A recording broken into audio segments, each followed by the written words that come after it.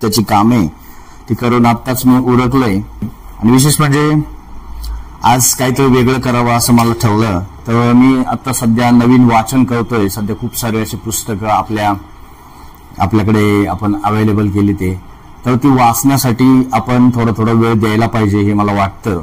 कारण आयुष्याची प्रगती जर करायची असेल किंवा ज्ञानाचा सखोल असा साठा जर तुमच्या अंतर्यामामध्ये आणि आपल्या विचारांमध्ये जर वाढवायचं असेल तर कुठेतरी पुस्तकांचं वाचन हे खूप उपयोगी ठरतं। आणि हे वाचन आपल्याला एका उत्तुंग अशा प्रगतीच्या दिशेला घेऊन जात असतं। सो मला असं वाटतं की आपण ते वाचन खरंच करायला हवं। आणि ते असं नाही की एकदा बसलं म्हणजे 4 तास 5 तास बसायला पाहिजे, कारण आपल्याकडे पण तितका पुरेसा वेळ अवेलेबल नसतो। कारण प्रत्येकाची लाईफ खूप धावपळीची झाली आहे। कारण सध्या धावपळ जर नाही केली तर जग इतकं पुढे चाललंय आणि त्या लेवलने आपण काहीच नसू, त्यामुळे थोडं धावपळ ही करावीच लागते। काही जण असतात की त्याला धावपळ करायची गरज नाही, कारण त्या लेवलपर्यंत ते पोहोचलेले असतात माणसं। तर तिथं जायचं असेल तर हा आत्ताचा धावपळीचा प्रवास आपल्याला कुठेतरी त्यातूनच वेळ काढून थोडं पुस्तकांचंही वाचन करावं लागेल।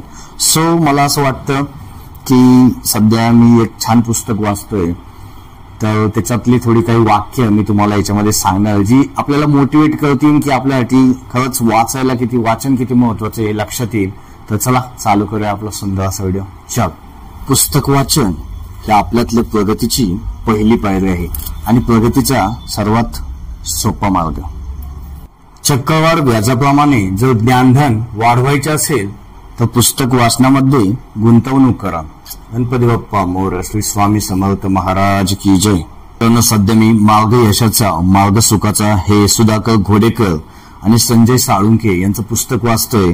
त्याच्यामध्ये त्यांनी दिले सुधारणा म्हणजे बदलणे आणि सतत बदलत राहणे म्हणजे परफेक्ट होत राहणे। तर हे पुस्तक आहे।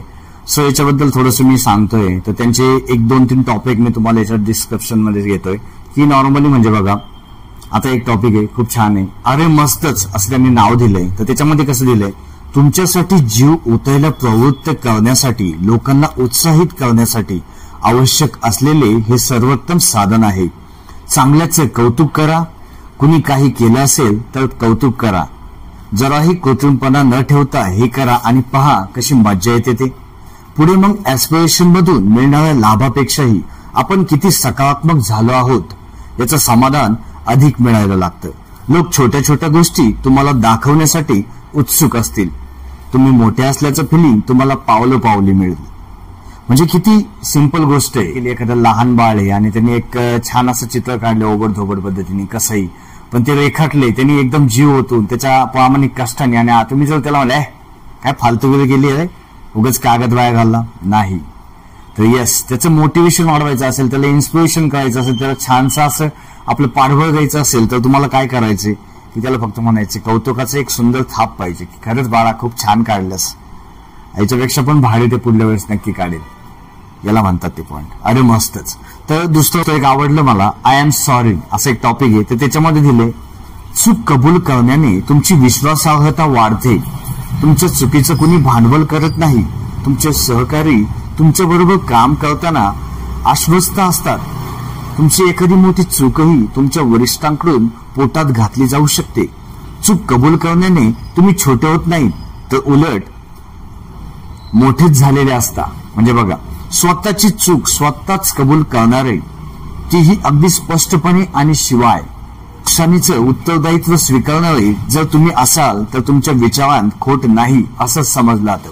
म्हणजे माणसाने एक छोट्याफार चुका होतात, कधी कधी लाईफमध्ये कोणच असं परफेक्ट माणूस नसतो, छोट्याफार चुका होत असतात, आपल्या ऑफिसमध्ये असतील, आपल्या कामात असतील, घरकामातही थोड्याफार होत असतील, तर त्या मान्य करायला हव्या एकदम इझीमध्ये। म्हणजे पुढल्यालाही तितका विश्वास राहतो आणि खरेपणाने एकमेकांना एक आदर असतो की खरंच बाबा आपला जो माणूस आहे, आपल्या जे काही कंपनीमध्ये आपल्या सोबत काम करणारे लोक आहेत, मंडळी आहेत, तर तीही विश्वास ठेवतात की खरंच हा एकदम प्रामाणिक मुलगा आहे, प्रामाणिक माणूस आहे, प्रामाणिक व्यक्ती आहे, प्रामाणिक मुलगी आहे। तर ती अशा पद्धतीने आपल्याशी जे आहे ते डिस्कशन मध्ये घेते आणि खरं काय ते सांगते, ज्याच्यामुळे आपण मान्य करतो आपल्या चुका। आय एम सॉरी एक सिंपल वर्ड आहे, तर तो बोलण्याने काही एवढं काय असं फरक पडत नाही लाईफमध्ये, परंतु पुढल्या व्यक्तीवरती खूप फरक पडत असतो आणि एक विश्वास संपादन करत असतो। मित्रांनो शिस्तीबद्दलही एक सुंदर असं त्यांनी एक टॉपिक घेतलाय, शिस्तीला पर्यायच नाही। शिस्त ही मानसिकता आहे आणि त्याची सवय अगदी लहानपणापासूनच लागायला हवी असते. इतर अनेक गोष्टी जरी महत्वाच्या असतात तरी शिस्तीच्या अभावामुळे त्यांचं महत्व कमी होत असतं. शिस्त असलेल्या माणसाने केलेलं काम आणि बेशिस्त माणसाने केलेली कामं पाहता क्षणीच ओळखू येते. ऑफिसमधल्या क्लार्क काम करताना लिहिताना फराटे मारून काम पूर्ण करत असेल तर त्या शिस्त बोलत नाही हे सांगायला जाणकाराची आवश्यकता नसते. भाग्य कर्मगतीने चालतं, नेमकं भूत लागलेलं असतं. असा हा आळस असतो आणि तो तुम्हाला सोडायला तयार नसतो किंवा तुमचीच त्या भूताला तुमच्या मनगुटीवर खाली उतरवण्याची मानसिकता नसते. तुम्ही स्वतःच जेव्हा आळस हेच सुख असं समजायला लागता त्यावेळी तुमच्या बोकांडी बसलेलं आळसाचं भूत खाली उतरत नाही. अनेक प्रकारे ते तुमचं नुकसान सुरूच ठेवत असतं आणि तुम्हाला हे नुकसान होतंय हे जाणूनही त्याला हाकलण्याची इच्छा होत नाही. म्हणजे मित्रांनो, आळस किती वाईट हे सांगितलंय तर त्याच्यात थोडंसं डिस्कशन मध्ये घेतलंय ते आपण घेऊया. आपण भाग्य म्हणून जे काही म्हणतो ना त्याचा उपयोग केवळ एखादी गोष्ट यशस्वीपणे करू शकलो नाही त्यासाठी निमित्त, कारण किंवा समर्थन म्हणून करत असतो. आणि हे खूप सोपं असतं. नशिबाच्या माथी आपल्या पराभवाचं, अपयशाचं, नाकळतेपणाचं खापर फोडलं की मग आपण सुटलो असं वाटायला लागतं. आपण ताकदीने, वेळीच आणि विश्वासपूर्वक कृती केली नाही हे झाकण्यासाठी नशिबाला दोष देणं सोपं असतं. अनेक वेळा असा दोष देणाऱ्यालाही माहीत असतं की यात नशिबाचा काहीच दोष नाही, पण एक नैसर्गिक प्रवृत्ती असते की आपणच आपल्याला कशाला दोष द्यायचा. म्हणून आपण आपल्याला जे म्हणतो ना आपण पांघरून घातलं जातं किंवा एक आडोसा किंवा एक सेफ्टी जागा म्हणून आपण त्या पद्धतीने बोलतो, पण ऍक्च्युअली हे चुकीचं आहे. कुणालाही आळशी बनवण्यासाठी काडीचाही प्रयत्न करावा लागत नाही. आळस तुमच्या शेजारीच असतो आणि तो तुमच्यावर झडप घालण्यासाठी संधीच पाहत असतो. जेवण होऊन हात धुण्यापूर्वीच अनेकांना कधी एकदा आडवं होतो. असं होतं. चालत दूर अंतर जायचं असेल तर हे काहीतरी सोय होते का ते पाहतात. म्हणजे बघा, चालायला लागलं तर मध्येच टेकायला कुठे जागा भेटते का ते पाहिलं जातं. आळस असतो म्हणजे माणसं झोपाच काढतात असं नसतं. एका जागेवर बसतील, आडवं होतील किंवा काहीही न करता डोळे मिटून भिंतीला टेकून बसतील. एखादं काम जे आपल्याला करायचं आहे हे माहीत असूनही ही मंडळी त्याकडे दुर्लक्ष करत असतात आणि गळ्याशी आल्यावर जागे होतात. एखादं भूत लागलेला असावा असा हा आळस असतो आणि तो तुम्हाला सोडायला तयार नसतो किंवा तुमचीच त्या भूताला तुमच्या मानगुटीवरून खाली उतरवण्याची मानसिकता नसते. तुम्ही स्वतःच जेव्हा आळस हेच सुख असं समजायला लागता त्यावेळी तुमच्या बोकांडी बसलेलं आळसाचं भूत खाली उतरत नाही. अनेक प्रकारे ते तुमचं नुकसान करत असतात आणि तुम्हाला असं नुकसान होतंय हे जाणूनही त्याला हाकलण्याची इच्छा होत नाही. खूप अप्रतिम अशी वाक्य या पुस्तकामध्ये मित्रांनो जी खूप अशी मोटिवेट करतात, ते आपल्याला पुढे घेऊन जाण्यासाठी खूप मदत करणार आहेत. सो हा असाच प्रवास आपण चालू ठेवणार आहे. फुल चेकअप करा. याच्यामध्ये असं दिलंय, bank balance, size of your flat, brand of your cars, unless you decide nothing can make you happy. A millionaire is who cannot eat other than boiled vegetables is really a purest of pure, and a slum dweller who enjoy roadside spicy meal in richest of rich. किती अप्रतिम ना. म्हणजे आपल्या प्रत्येक कृतीत विचार एक प्रकारचं संतुलन असायला हवं. असंतुलित आयुष्य किती काळ तग धरू शकेल. म्हणून हे परीक्षण करायचं ते खऱ्या अर्थाने संतुलन साधण्यासाठी. संतुलन घालण्यामुळे महाकाय इमारती भुईसपाट होतात. शक्तिशाली समजले जाणारे राज्यही लयाला लागतात. हे परीक्षण आणि संतुलन साधण्यासाठी केलेले बदल हे विचारपूर्वक करावेत, म्हणजे देखणं असं संतुलन साधलं जाईल. राहूनच गेलं हा एक खूप सुंदर असा टॉपिक मला या ठिकाणी आवडला आहे.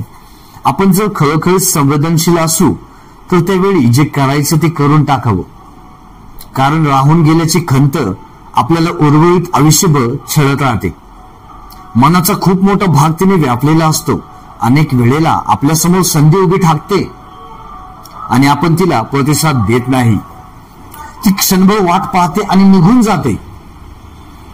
अशा संधीला होकार दिला असता तर आयुष्य वेगळ्याच आणि चांगल्या वळणावर गेलेलं असतं. असं आता वाटून काही उपयोग नसतो. भावा बहिणींसाठी जे काही करायचं असेल तर ते वेळच वेळी करावं, किंवा आपल्या आई वडिलांसाठी, आपल्या पत्नी आणि मुलांसाठी आपल्या कुटुंबातल्या सदस्यांसाठी, आपल्या मित्रमंडळींसाठी किंवा आपल्या खरंच सगळ्या सोयऱ्यांसाठी जर काही करायचं असेल तर आत्ताच वेळीच करावं.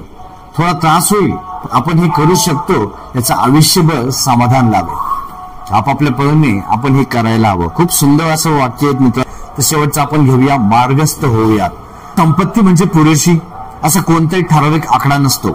बँकेत किती शिल्लक असली म्हणजे माझं भविष्य सुरक्षित झालं अशी एंट्री नसते. अमकी तमकी मुलकी बायको म्हणून मिळाली म्हणजे कायमस्वरूपी समाधान असंही नसतं. मी किती वर्ष जिवंत राहिलो म्हणजे पूर्ण जगलो असा आकडा नसतो. काहीच करायला लागू नये म्हणजे सुखात आणि समाधानात राहता येईल असंही काही नसतं. अल्पसंतोषी म्हणजे समाधानी असं नाही, तर प्रामाणिक आणि भरपूर प्रयत्न केल्यानंतर जे मिळेल त्याचा आनंदाने स्वीकार करणं म्हणजे समाधान. तर चला मित्रांनो, आपल्या ह्या सुंदर अशा पुस्तकोपी प्रवासात कुठेतरी आज शेवट करूया. मित्रांनो, कसा वाटला व्हिडिओ? सुंदर असा नक्की सांगा. आवडला तर लाईक शेअर सबस्क्राईब करायला विसरू नका. आणि विशेष म्हणजे आपण हा जो काय प्रवास चालू केलाय त्याचं तुम्हाला नक्की कसं वाटतंय, त्याच्याबद्दल काही फीडबॅक द्यायचा असेल तर कमेंट आपल्यासाठी कायम खोली आहे. तर तिथे तुम्ही सजेशन, काही नवीन गोष्टी ऍड करू शकता. आणि तुम्ही नक्कीच हा प्रवास कसा वाटतोय तो नक्की सांगा. नक्की भेटूया. जय जय रामकृष्ण. Bye bye.